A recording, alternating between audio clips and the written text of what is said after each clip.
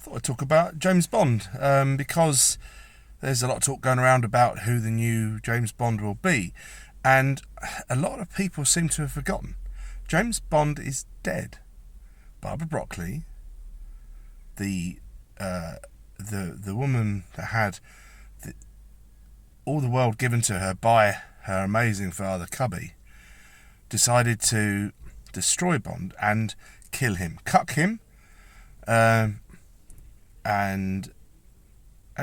blew him to smithereens. Why do people forget this?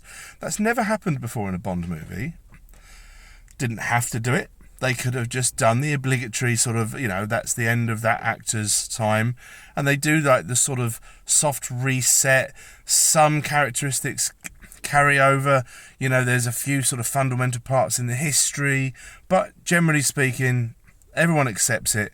That he comes back as like a, guy in his late 30s or something like that. We know we're going to have him for the next 12 years or so.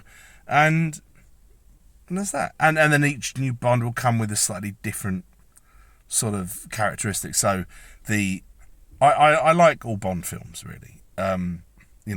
Even though like Octopussy, right, with Roger Moore, was so silly.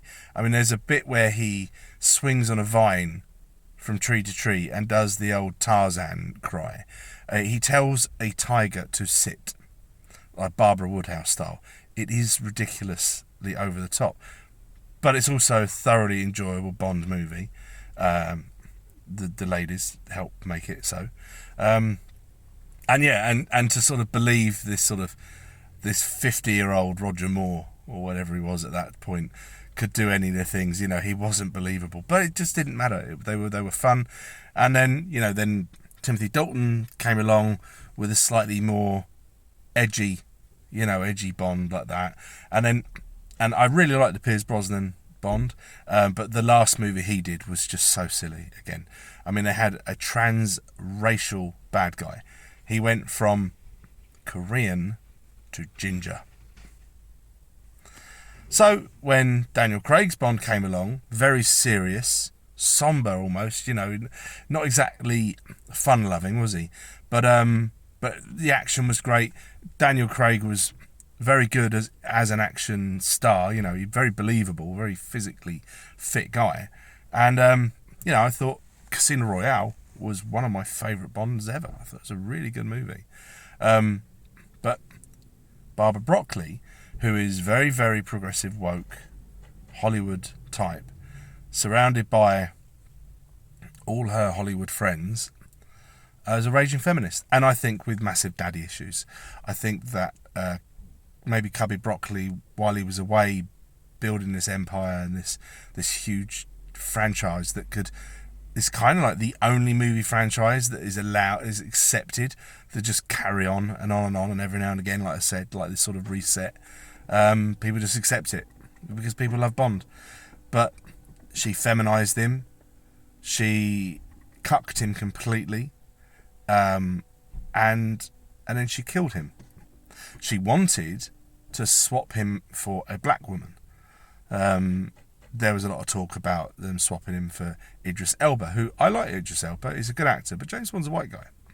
He's Swiss, isn't he? His parents are Swiss, what have you. He's white. And it was just, you could tell that she was itching to do to Bond what Disney have done, to all the Star Wars things, just to sort of wokeify it all. And I was so upset that she killed Bond, but she did. Bond is dead. So for me, it really doesn't matter what happens now. You could put Tom Hardy as Bond. I'm not going to go and see it because Bond is dead. I know that a lot of people will go and see it and probably enjoy it and probably just accept this reset again. But something fundamentally changed, and it's canon as far as I'm concerned. You killed him. You blew him to pieces. And it was then, even if somehow, there was like a miraculous thing where those missiles didn't, that went off on him, didn't blow him to pieces, he'd still be carrying this sort of, this virus, this engineered virus that would kill his wife and daughter. I think it was a daughter he had. So you didn't have to do that, Barbara. You didn't have to do it. You did, because you, to be honest with you, you hate someone like me, and you wanted to hurt me, and you wanted to take away something that I love. All the things that I've loved, they've got their hands on, and they've systematically destroyed them. New things will come, life will go on, but Bond can't go on, as far as I'm concerned, unless Barbara Broccoli leaves. I guess, if the franchise starts to completely fail, and she sells off the rights and somebody else comes along and they promise not to mess around with it, I might be able to sort of convince myself to go and watch it. But also, saying about franchise, she had a perfect opportunity to expand on Bond. Didn't have to replace him. The woman, the woke lesbian type black woman that came on, why don't she call her 004 and have a spin-off Bond?